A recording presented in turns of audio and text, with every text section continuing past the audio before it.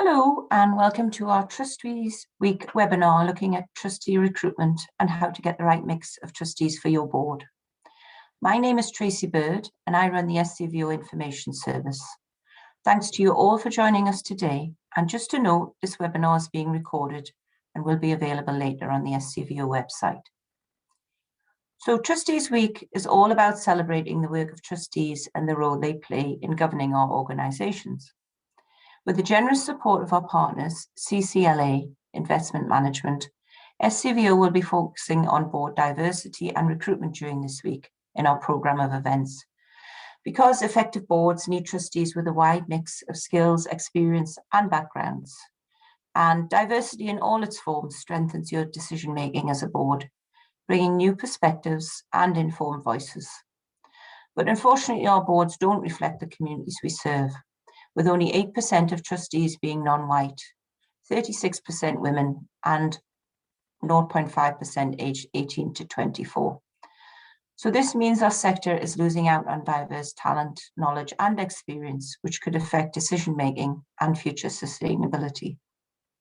So I'm just going to, before I hand over to Janet and tell you a bit more, I'm going to do a poll just very quickly before we start, because I just want to know where you're at with your board. So how diverse is your board, do you think? And I want you to think about diversity in all its forms, diversity of thought, background and experience, as well as race, gender, sexual orientation. So just all the answers coming in. This is great to see this in action.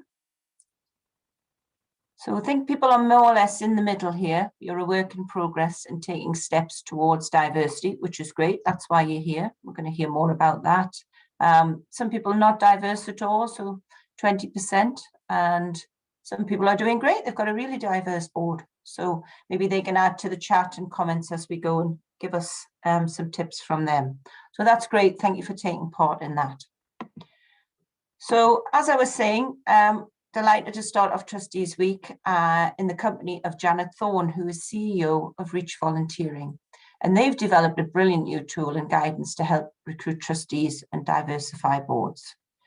Janet's going to take you through the 6 stages of the Trustee Recruitment Cycle, and I'll hand over to her in just a minute. But before I do, I just wanted to tell you about a special offer that SCVO is launching during Trustees Week. I wondered if, Helen, can I share my screen? Just, I've got a slide to show. Here we go. That's it. Yeah, so this is our special offer and we're launching it this week. There's further details here on the slide, and we'll also send you some more information after the webinar. But in short, during November and December, you can advertise your trustee vacancies on Good Moves, and that's the sector's non-stop shop for recruitment, entirely for free.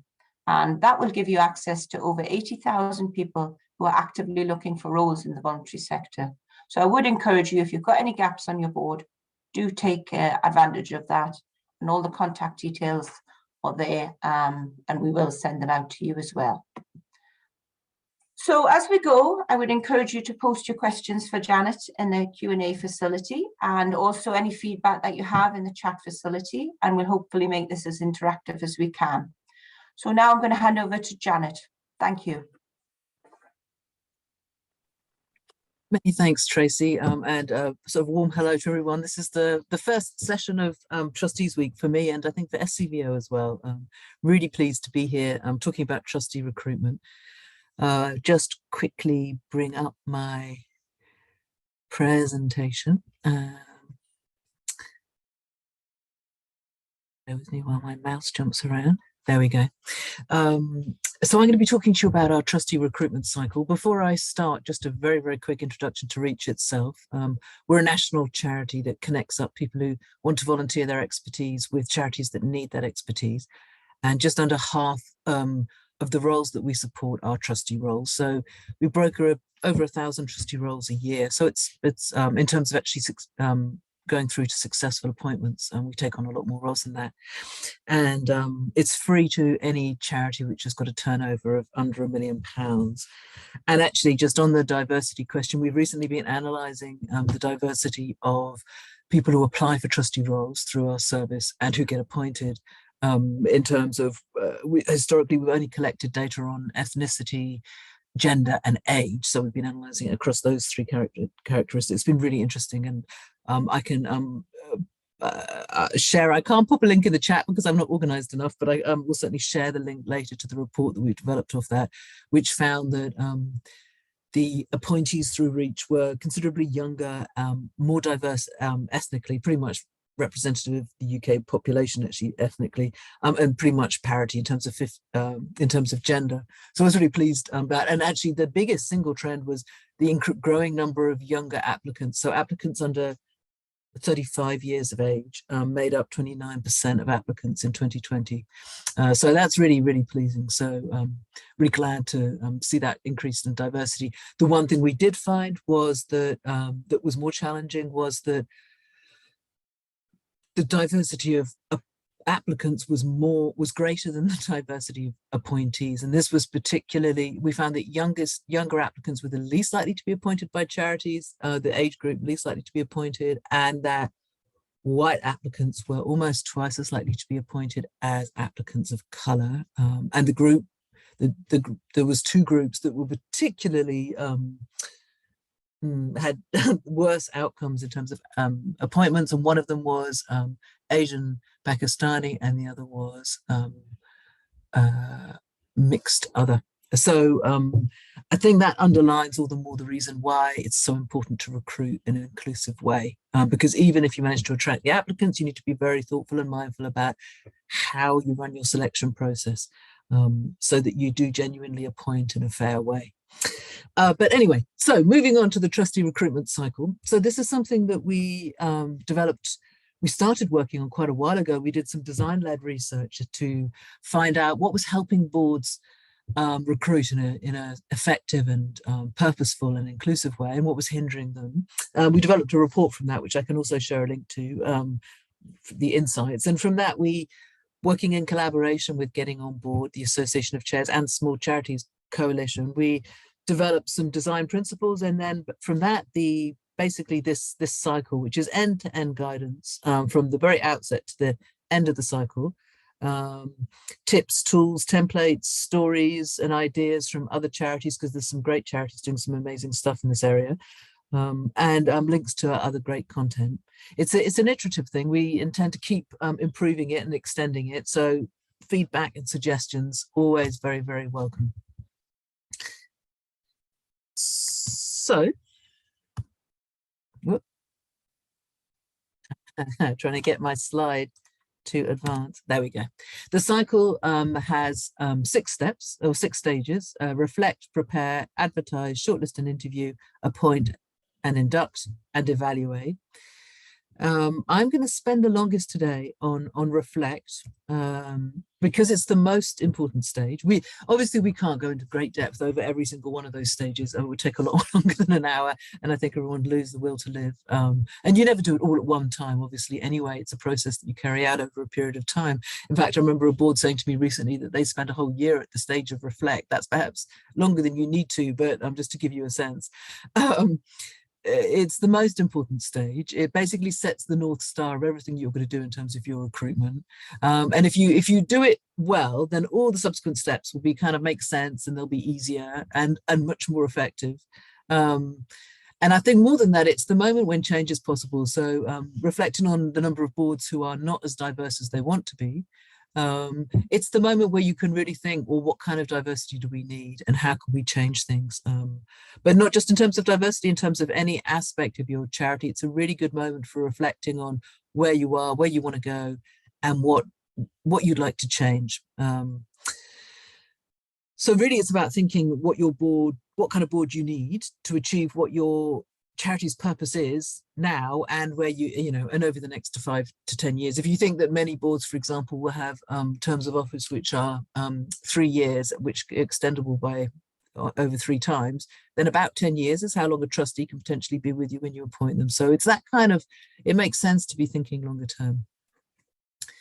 And the other thing I would say is, although it seems obvious when you sort of state it here that it's so important to think about up front,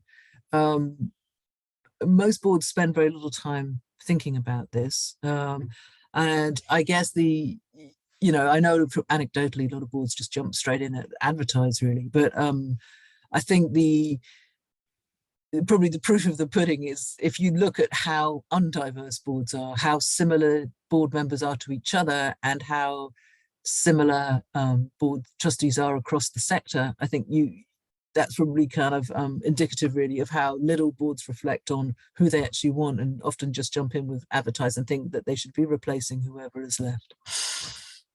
So the most important thing to think about when you're thinking about who you want to recruit is to bear in mind that you're recruiting for the collective. So you're recruiting to get the right mix of people around that table. And so what is important is that mixture, rather than each individual trustee bringing everything that you think you need, as it were. And there's several dimensions to this. There's diversity and inclusion. So the mix of people of different backgrounds, protected characteristics, and wider than that as well. There's the specific skills that you need, and there's also lived experience. And I should point out right from the outset, these aren't exclusive categories. One person might bring all of those different dimensions, and quite often people will bring at least more than one. But the main thing is you're trying to think about the mixture. So I think historically, a lot of people have thought, well, trustee, they must have, for example, senior management experience. But of course, actually, you don't need that in every single trustee. You just need that in a few. As long as you've got enough trustees with that to be able to sort of formulate discussions, then the rest of your trustees, you can look for entirely different characteristics. So starting off with diversity and inclusion, and why is it so important? I'm not going to go into huge depth on this. I know you've got SCVOs running a whole week of stuff on diversity and inclusion, so no doubt it's going to be picked up in greater depth in the week.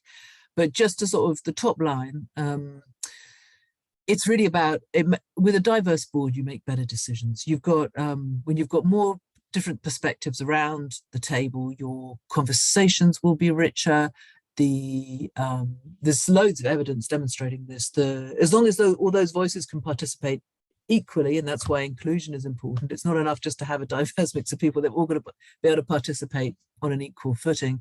But assuming that, then it's not just that you have different perspectives, and therefore if everyone's got the same perspective, then you'll all have the same blind spot. But if you've got different perspectives, you're much more likely to pick up on that range of issues. But I've heard people talk about how even each conversation is richer when they're aware of other people who are different to them being around the same table. It makes people more thoughtful. It's also about representation and legitimacy. If all of your board come from one particularly narrow demographic, for example, then it's hard for them to have really a legitimacy in the wider community. And you're obviously missing representation of all sorts of different perspectives and interests. And then finally, it's about your values. If your values include anything along the lines of equality or fairness or inclusivity or centering the local community or whatever it is, then you're not, to live your values, you need a diverse board. The Code of Governance is also been refreshed recently to really bring this principle to life. It was one of the main changes of the recent refresh, was to kind of expand on the diversity, equality and inclusion principle. And they talk in that about why it's so important.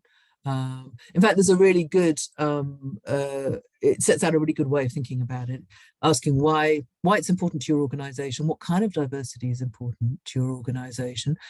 And then once you've established that, asking why is it missing? What is missing and why is it missing? What are the barriers that are in place to stop that diversity happening? And then about setting goals about how you're going to change that and diversify your board.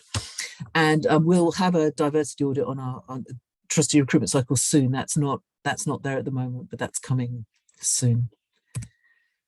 In terms of skills, there's in terms of sort of professional skills or technical skills, there's a huge range of skills that boards often want. This is not every board would want all of these. I mean, there's no doubt there are some which aren't here, which some boards would want as well.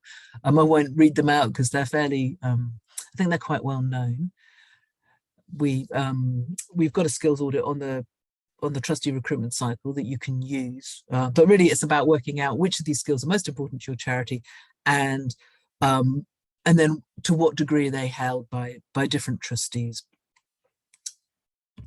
and identifying the gaps. And then not to forget that you also need soft skills. It's really people's ability to work as a team. This is not an exhaustive list either, but things to bear in mind. People's ability to listen, to reflect, those are all important attributes of being a trustee. And then it's the actual team composition itself. So if you have a board full of people who are really, really strong on big ideas, but some who aren't so strong on having an eye for detail, for example, then you sometimes need to balance that out. I remember someone, I don't know if I'd agree with them entirely, but they were claiming that one of the problems with Kids Company was that both the CEO and the chair and most of the trustees were all big ideas people. So none of them really paid attention to questions like, how do we really know what our impact is, or how much attention are we paying to reserves? I suspect there might have been other things at play in there as well, but it was, I think it's a point well made. And risk appetite is really important to have a kind of balanced mix, which is appropriate for your organization. It's quite a common complaint amongst chief execs, certainly, that their board is too risk averse. So how do you make sure that you have a board with the right mix of risk appetite? And again, these are all things that you can pick up on your skills audit. And then finally, lived experience. So this is something which I think has been talked about a lot more in the last couple of years. And essentially, it's personal experience of the issue that your charity is set up to serve. And the reasons are fairly obvious. You know, if someone's got first-hand experience, then they're much more likely to have a very holistic understanding of what the issues are. They're going to have a better understanding than anyone else who's learned about them secondhand. And it also gives your board legitimacy because they do genuinely understand what the issues are. There are pitfalls to avoid. People who have been recruited as the lived experience trustee have complained about how sometimes if it's not done well, they can feel objectified, like they are the sort of living human specimen almost of the lived experience. They can be treated as representative of everyone, all service users, which is obviously nonsensical because no one person can represent such a diverse group. And then being sidelined for other conversations. So they're as if their opinion is only important when you're talking about the lived experience matters, and that when it comes to other factors of governance, their opinion isn't sought or considered equally. And actually, this is true of these pitfalls are also true of trustees who've been recruited for diversity, but without the board really genuinely valuing or understanding their involvement properly. So when they've been recruited in a tokenistic way. So these are pitfalls for that as well. So the main tips are just to be inclusive. That's a very simple sentence, isn't it? Essentially, it's about being really mindful about how you operate as a board to make sure that you are really including on a fair basis and an equal footing. Recruiting more than one. I've heard this from other groups like Young Trustees as well. It's really helpful if you're recruited with at least one other trustee, young trustee at the same time, or one other trustee with lived experience, because it gives you a sort of degree of solidarity and allyship. It also means that you're less likely to be considered the representative because there'll be two of you and you might have different opinions on something. So it kind of helps that reductionist point of view. And most important of all, don't create a two-tier status. So I've seen this again. I think there's a good parallel with Young Trustees, where Young Trustees are maybe made the sort of advisory board, or well, there can be a role for the advisory board, but if they're being recruited to the main board, they are full trustees. They have the same legal responsibilities. They have the same duties and responsibilities, and so they should absolutely be treated as the same, on the same footing as other trustees. So they shouldn't be recruited differently, and they shouldn't be sort of treated in a different way. So here's a quote. All the things in here, by the way, are on the trustee recruitment cycle itself. So these are just elements that I've drawn down for this presentation, but they're all findable at the trustee recruitment cycle. So this is Avinda, who's chair of the Peel, and I just thought this was a nice quote about sort of approaching this all. Boards often start with the goal of increasing diversity, but the place you need to start with is your charity's purpose. Are we clear about our purpose? If we are, who are the people we need around this table to help us deliver that purpose? What skills, what different skills, perspectives, and life experience do we need? In some ways it's really obvious, but it's amazing how often people don't really stop and ponder this properly and use this as their jumping off point. So Tracy, are there any questions which have come in or reflections that have come in so far? Not so far, but I would encourage people to reflect on where they're at, and I'll let you know, Janet, as they come in. Excellent. Please do just jump in with questions or reflections. I'll post them up and Tracy will pass them on to me or share them with as we go. So how do you bring this rich range of different things that you're looking at all together to focus your recruitment? And it can feel a bit tricky, but these are the kind of the things that help. Remember that you are recruiting for the team. You're recruiting for the whole for someone to come in and join the wider trustee team. And that's the most important thing you need to keep in mind, is what is going to complement and strengthen the board as a whole. Recruit more than one trustee at a time, and that's helpful not just for the reason which I've just shared about giving the new trustee a sense of sort of solidarity and shared not being the only one on the board, but also if you're actually trying to select across a range of different attributes, if you're taking in more than one trustee at a time, you've got more options for how you combine these different attributes and who you can prioritize in who you shortlist. Whoops, sorry. There we go. Oh yes, and the other thing is not to forget, of course, passion for your cause is always important, and alignment with your values. And I'll touch on that briefly when we come to interviewing and shortlisting. But those are always essential attributes for any trustee on a board. So the second most important stage is prepare. And again, this is something that boards often skip through merrily to jump in at advertising stage, but it is really, really important. I think boards often, the people who are doing the board recruitment are often not very, very familiar with recruitment. Then it's not their main day job. It's not something they're doing frequently. If it's the other board members themselves, they might even have no experience of recruitment, or if they do, it's likely not to be much experience in trustee recruitment. Even if they have that, they'll probably not remember the details of it. And even if it's sort of HR staff doing it, they won't necessarily be familiar with board recruitment, which is different because of this very, very strong emphasis on recruiting for the collective and for the team. So they often forget simple things like making sure that there's someone to respond to inquiries, so that when people apply, they're not left hanging and they get a warm welcome. That's such a common issue we see, is boards not responding to applicants. And from the applicant's point of view, they've thought about it, they've screwed up their courage and thrown their hat in the ring, and then they just meet silence for several weeks, and that's really, really discouraging. It's amazing how often boards don't really think about that. So you need to create a plan to make sure that you do each of the following stages well, and it's really just about thinking about it in advance. It's not massively sophisticated or difficult thinking or demanding. It's just a matter of making sure that you stop and think about it properly. But it's the only way you can really make your recruitment fully accessible. And I think that's in two ways: more generally in terms of a sort of inclusive approach, especially if you want to attract people who are different to either who are different to your other trustees, or who perhaps people who don't think of themselves as trustees traditionally as well. It's really important to think about how you're going to attract them and how you're going to make it feel like it's for them.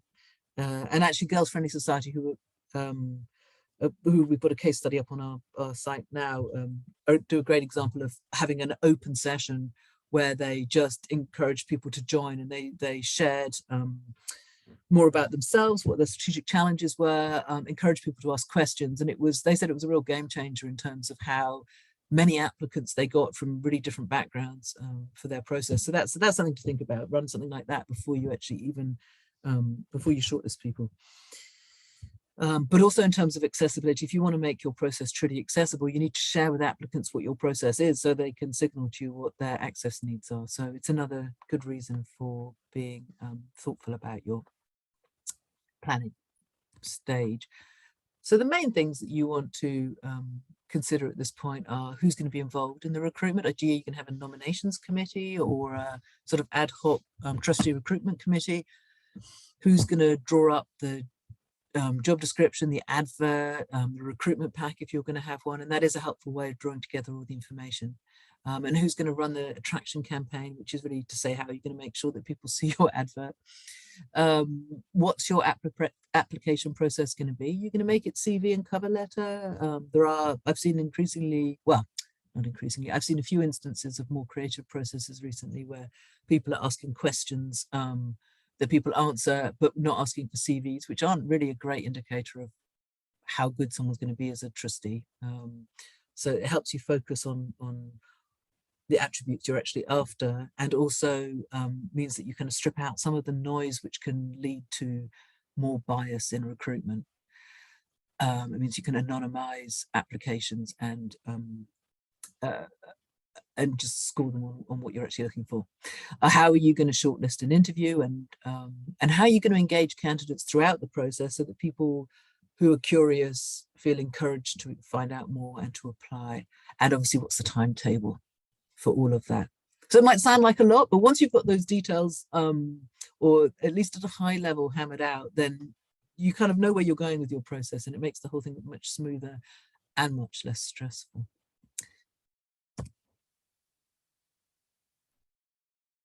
So the next stage is advertise.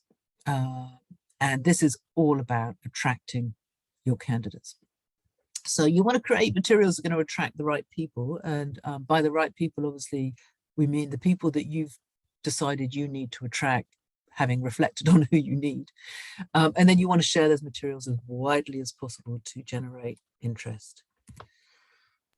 In terms of advertising, so you want to think about where people will be finding out about you from. So there's your advert itself, but there's also what's on your website, and it's always worth thinking about what's in the public domain, because if it contradicts what you're advertising in any way, then that can be a bit undermining.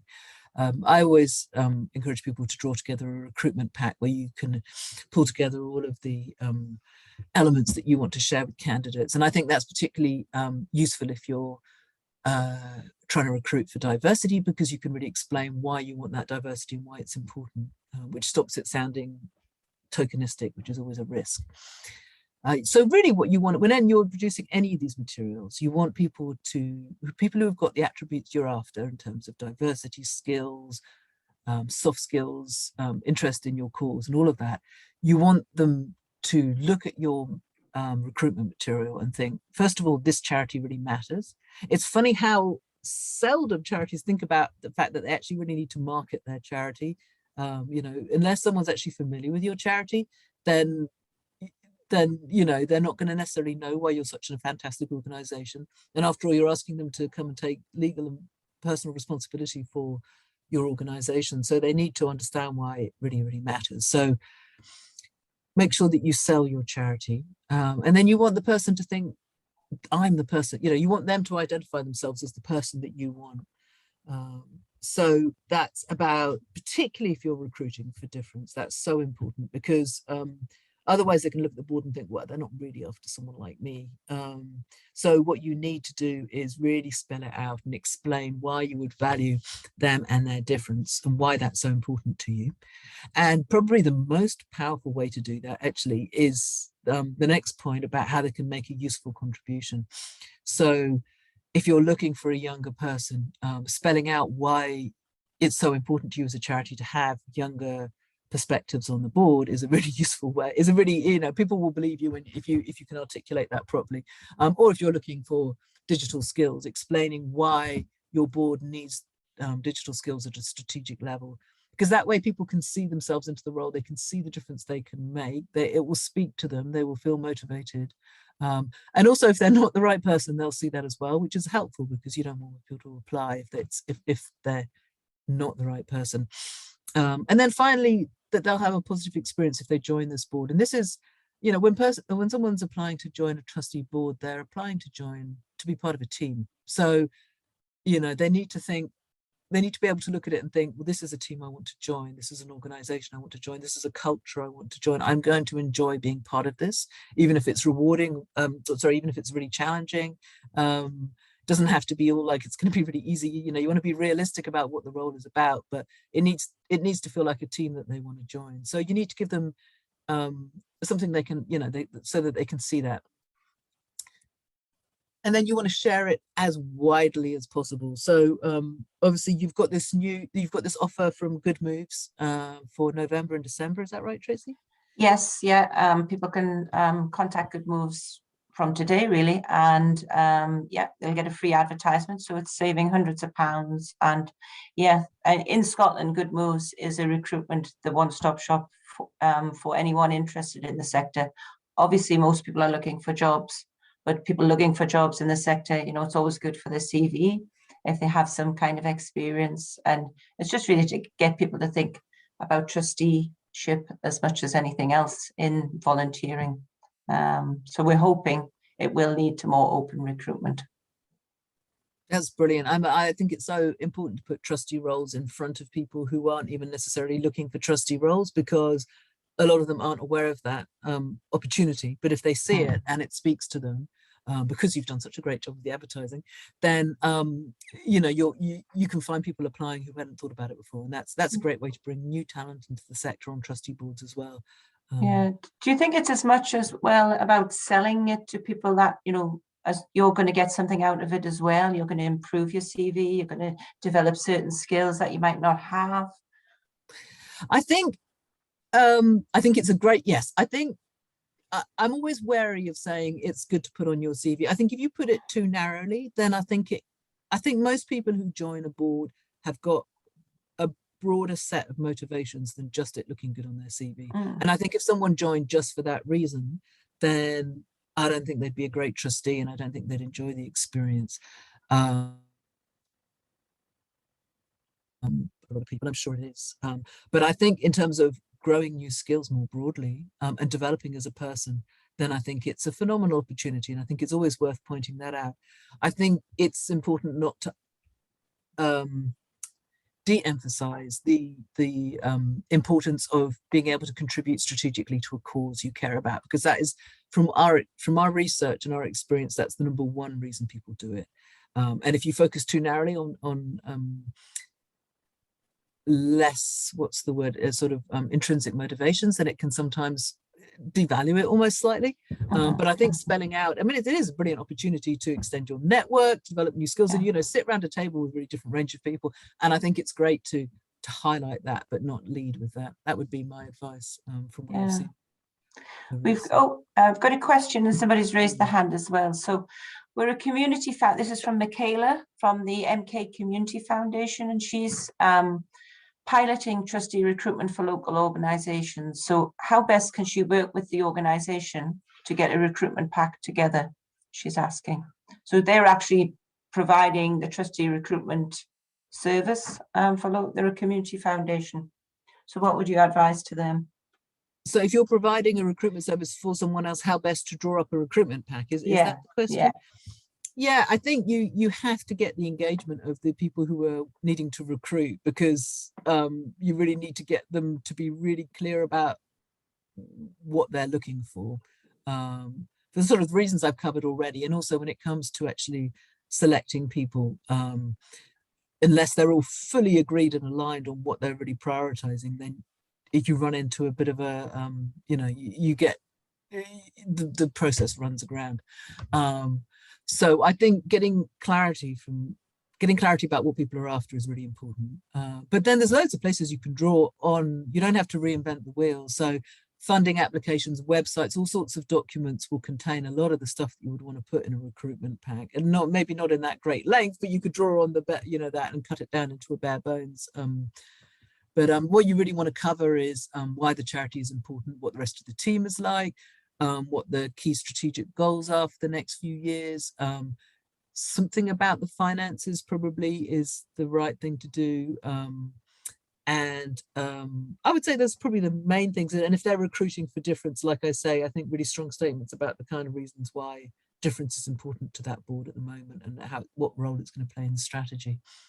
I don't know if that answers the question. Yeah, no, there's another one in here. Do you want to carry on, or shall I ask you the question? Is it a question that's on a stage, or is it a stage that's coming? It's a general question. I would say there was also somebody who had their hand up. So I would say to that person who had their hand up, because I can't see, just put it in the Q&A and we'll get to it. So Brian's asking, do you have insights into how to balance the needs that applicants have to do a day job versus the needs of the charity meet often during the work day? Because obviously younger people in particular who are pursuing a career often find it hard to get time off during the day for trustees meeting.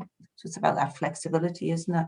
Yeah, and there isn't an easy answer to this because, I mean, you know, speaking from my personal experience of trying to schedule board meetings with my own board, there are people for whom doing it during working hours is difficult, but there are equally people for whom doing it out of hours are difficult because of carrying responsibilities.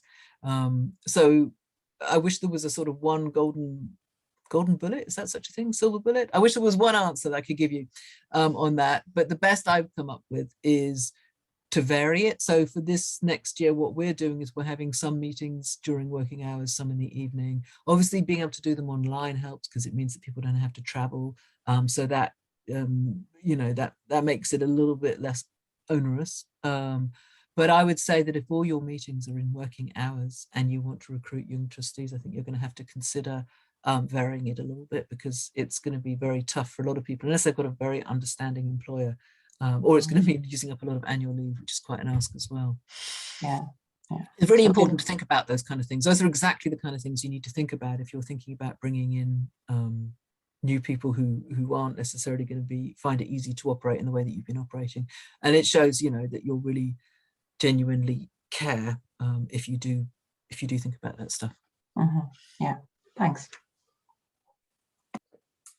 So in terms of sharing it widely, Good Moves is obviously the place to go, particularly for November, December, where you can do it for free. I'm obviously going to plug Reach because I think we're great. Always can do better, but I think we're great. Over 1,000 appointees in 2020, and that's throughout the UK.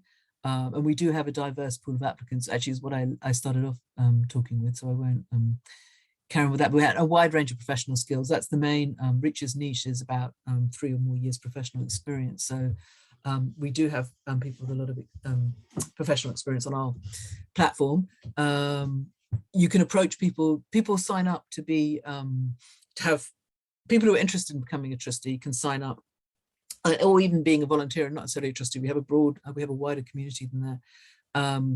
And they can create a profile, which means that you, if you're looking for trustees, can actually search through profiles and suggest your role to people, which I know a lot of charities have found really useful because it means that it's not a matter of luck. Did that person see their role or not? They can make sure that that person sees their role. And there is something quite flattering about being asked, which means that people will give it an extra bit of thought. So that is a really useful way of doing it. But also our roles are shared through partner platforms, the most powerful being LinkedIn. It's served up like in the job list, like a job. So a little bit like Tracy, we were just talking about in terms of Good Moves, where people might be on there for looking for other jobs, but then they see this opportunity to be a trustee. It's great. It's a sort of almost like a passive audience that you can sort of put the opportunities in front of. So that can be very powerful. But there's lots of other places that you can share it as well. So Young Trustees Movement, for example, advertise opportunities for free. That's obviously great if you're looking for younger people. Your local CVS, charity job is a good place to, you know, it's free. You might as well put it up there and see what happens. There's Women on Board. I think all of these are free. ICAEW, which is the Chartered Institute for Accountants for England and Wales. I realise that's probably no good for Scotland, is it? I don't know if there's a Scottish equivalent. I don't know why they're only for England and Wales. I know it's never occurred to me before. Anyway, the professional bodies like accountancy ones. Yes, we do have an equivalent in Scotland. And also, I'm just going to say CVS, they're called TSIs because we do like an acronym in this sector. So they're called TSIs in Scotland. TSIs. And there's one in every local authority. English-centric acronym on my slide deck. LinkedIn has got to be really, it's one of the most powerful ways. So I know of quite a few chief execs who, and it does seem to be more the chief execs than or maybe I just haven't had these conversations with chairs, but that, you know, people absolutely mining their networks, and the networks are their networks when they're looking for trustees, and finding really good people that way as well.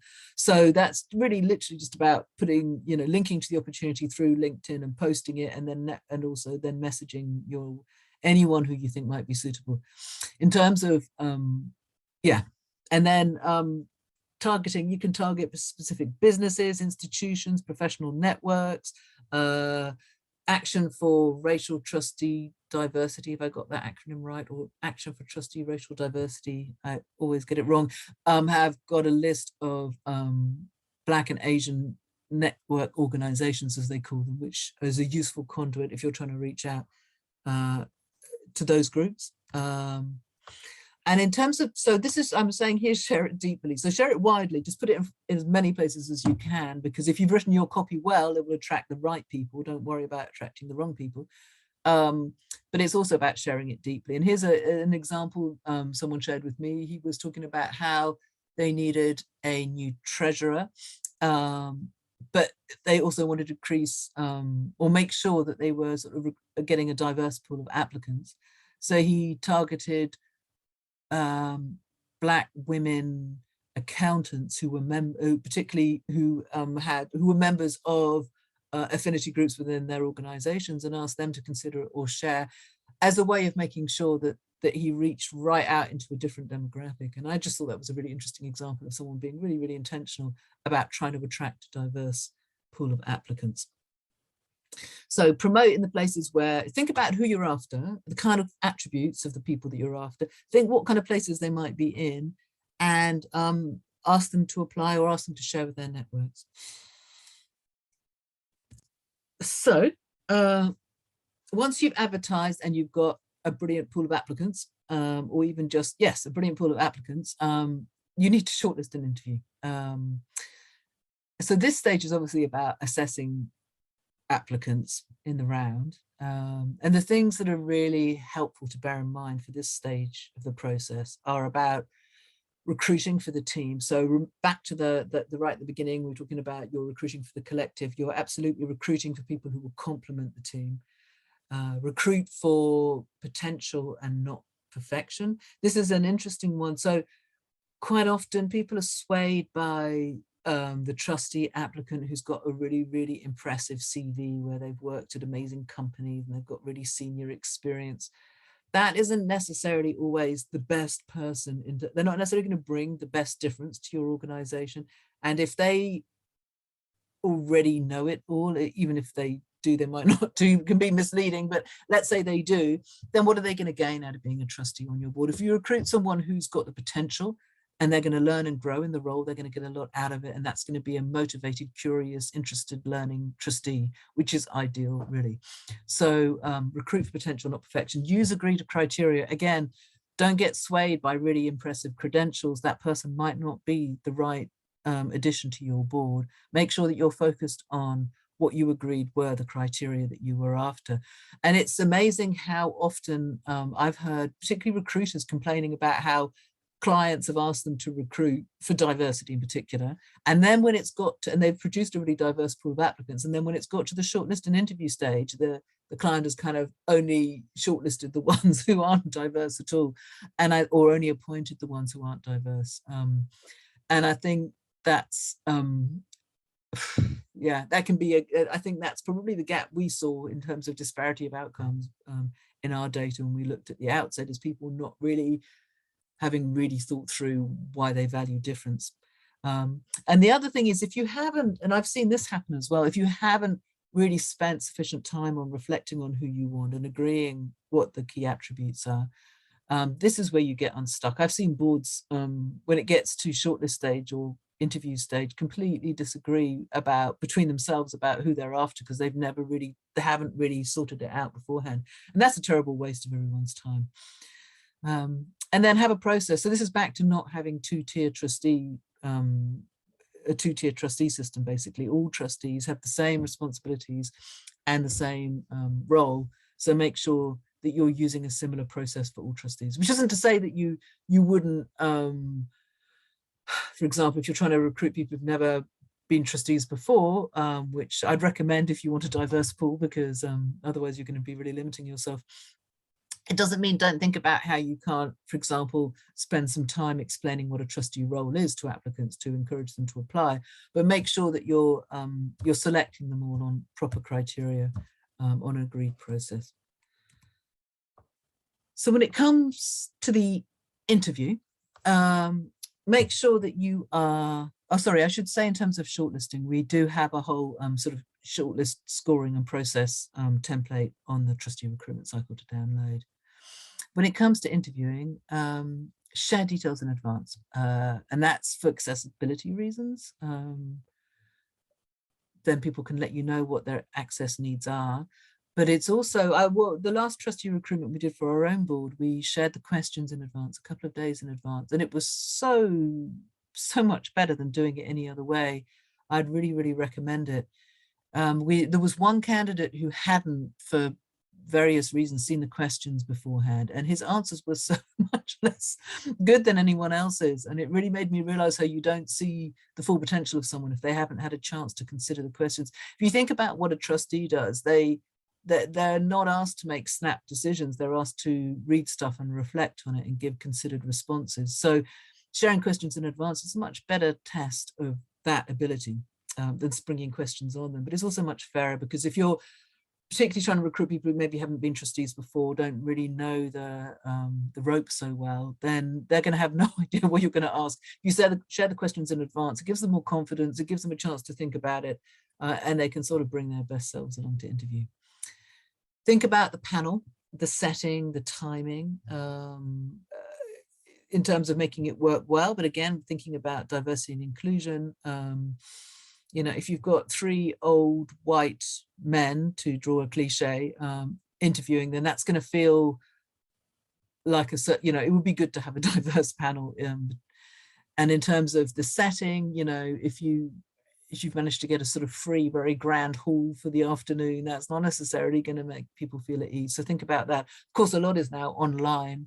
And then it's worth thinking about how, I think if you're interviewing over Zoom, it gives you the advantage that you can have more than one interview. You could do like a 2-stage interview, for example, more easily, because there's less time to set up and travel. But you can keep them a bit shorter and a bit more focused as well, because it can be quite tiring to do long interviews over Zoom. And think about the timing, obviously, as well.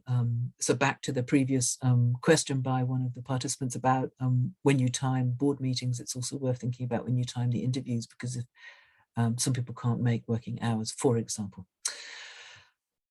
And then draw up your questions, and your questions need to test people's motivation and their passion, why they want to join your board, and what their values are and how they align with your charity's values, but also their expertise, thinking back to the skills audit, the soft skills that they have, and their understanding of what your organization's about and what your strategic goals are. Again, we've got some interview questions and a scoring sheet, which up on the website. And yeah, so the next stage is appoint and induct.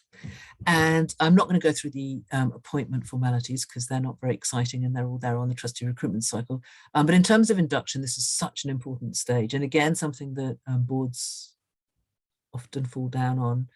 It really is so important and help in terms of getting new trustees up to speed quickly. If you think about the fact that you've got like maybe 4 board meetings, 6 board meetings in a year, it can take a year, therefore, for someone to even begin to feel like that they've really got their feet under the table. If you don't help them kind of get engaged more swiftly than that, if you just leave them to just turn up to meetings. So it's really important to give people a good induction. And that's, yes, I was listening to a young trustees webinar just last week. This thing that they were all focusing on so much was how helpful it was when they'd had a good induction and how problematic it was when they didn't have.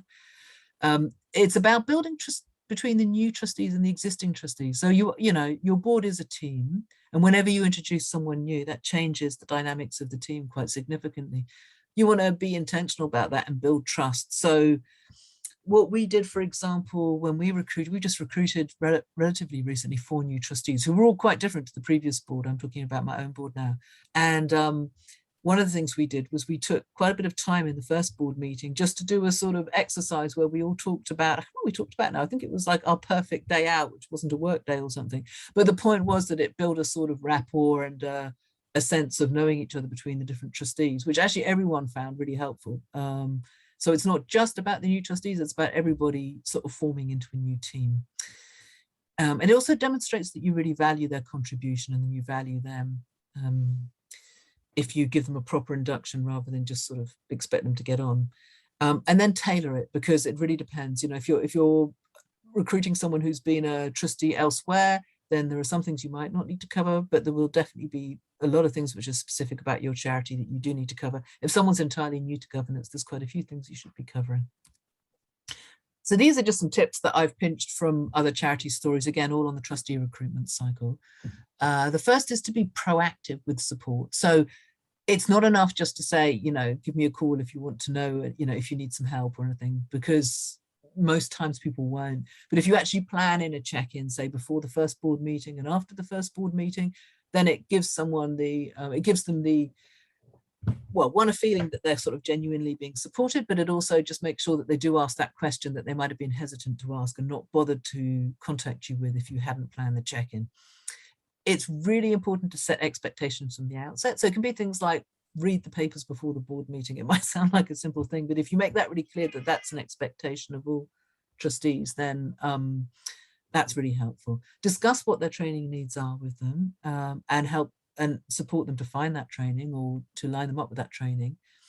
And also, this again sounds kind of obvious, but it's really helpful to do, is give them permission to challenge or question. When a new trustee is such a goldmine of fresh insights for the board, and they will have questions to ask which they might be wary of asking because they're not sure if it's a bit obvious or stupid or ground that's already been covered, but actually is really, really useful for the current board to ask. So encourage them to ask questions and to challenge. Proactively organize meetings with other trustees, staff, and service users, because that is really, really helpful for them for getting under the skin of the charity. And it's the kind of thing, if you don't do it at the outset, it can quite often sort of just tail away and not really happen.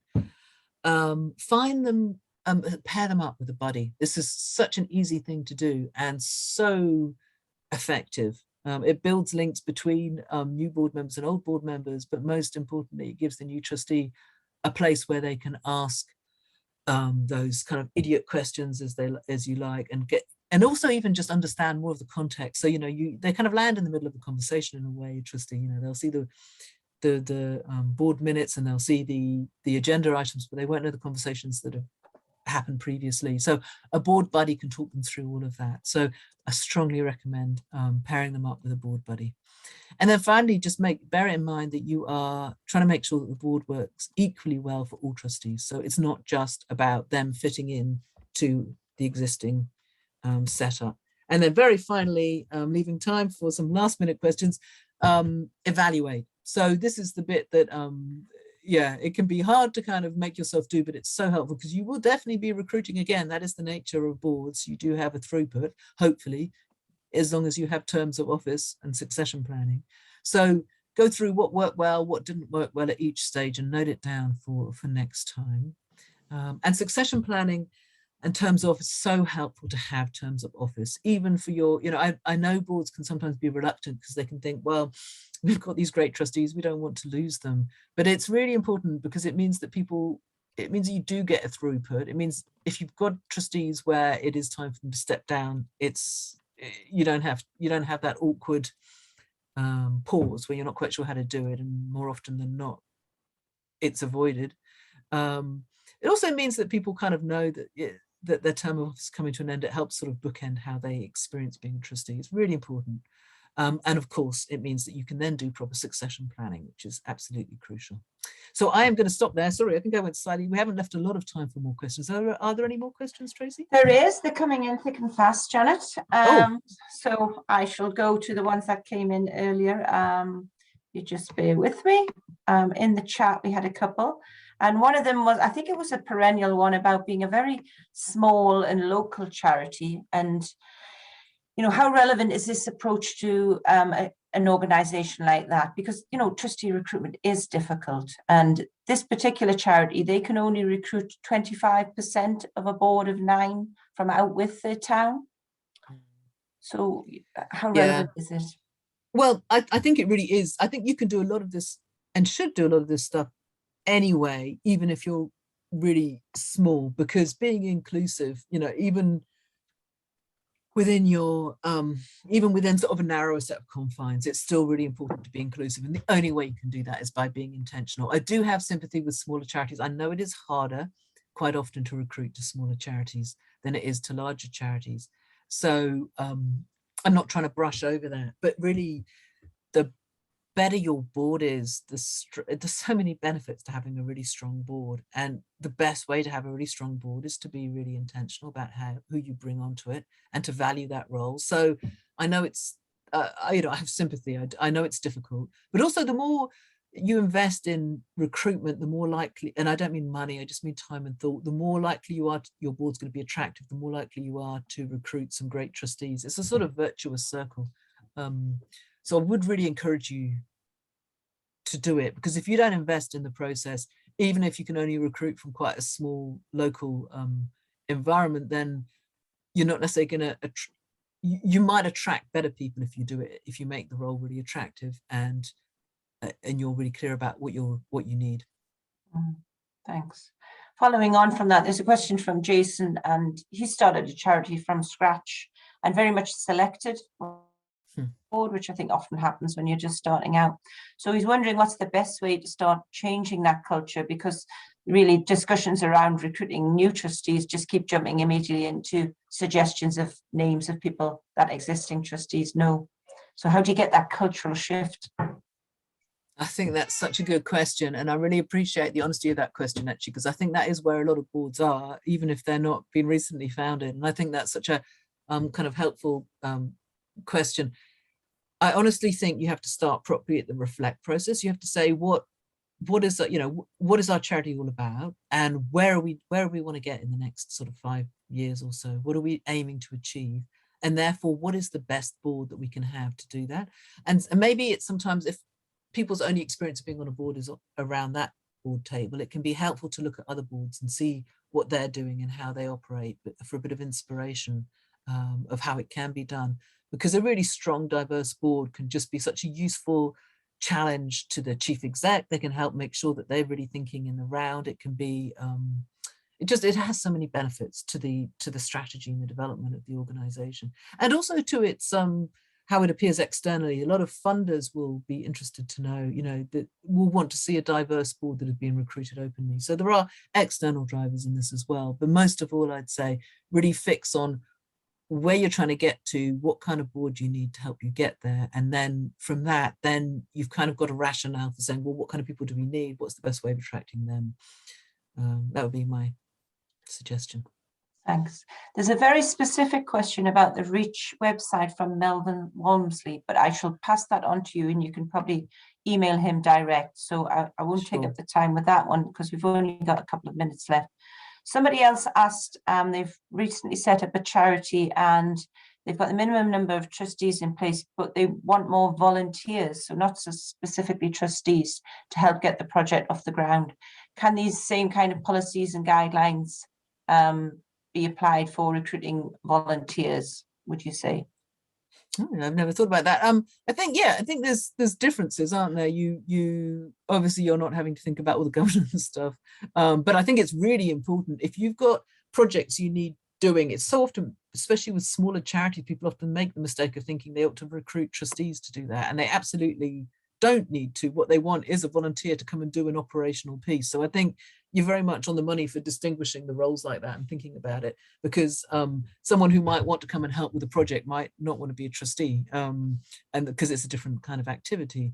I think what the similarities off the top of my head would be, yes, being really clear about what you're trying to achieve and therefore what kinds of skills and expertise you need, and then articulating that really clearly and selling your charity and the opportunity to make a difference using those skills to achieve what the project is. I think being really clear about that, and then advertising that opportunity widely and through Reach, I would add, and other places, your TSIs, is that right, Tracy? TSIs, local TSIs, I think is, you know, and really valuing the role and show, you know, and then inducting people. I think a lot of that would be, would transpose across. Yeah, great. Thank you, Janet. I'm going to have to wind up. There are still some questions. So Janet will put your email address on our information we send out with your slides, and people can get in touch with you directly. Before we, yeah, and I think this has been a great contribution. Thank you, Janet. I've got a quick question for people on the webinar. I just wondered if Helen could put that up, and I just want people to put in the chat so we can gather what you're thinking about. Really, I want to know what's the one action that you're going to take now, hopefully, to improve trustee recruitment and board diversity in your organisation. So if there's one thing you're taking away from this, please put that in the chat and we'll gather all of that. And all it remains for me to say is thank you for attending today. And I hope you've been inspired to look at how you do diversify your boards. And if you've got a gap, to advertise your trustee vacancies, both on Reach and on Good Moves. As I said, today's session is part of a week-long programme of events to celebrate Trustees Week, and they're all detailed on our website. Tomorrow, we've got a webinar launching our new digital good governance checkup. So do come along to that if you want to find out more. There's other events on during the rest of the week. And remember, if you're an existing trustee, then do join the SCVO Trustee Network. And just thank you all and enjoy Trustees Week and goodbye.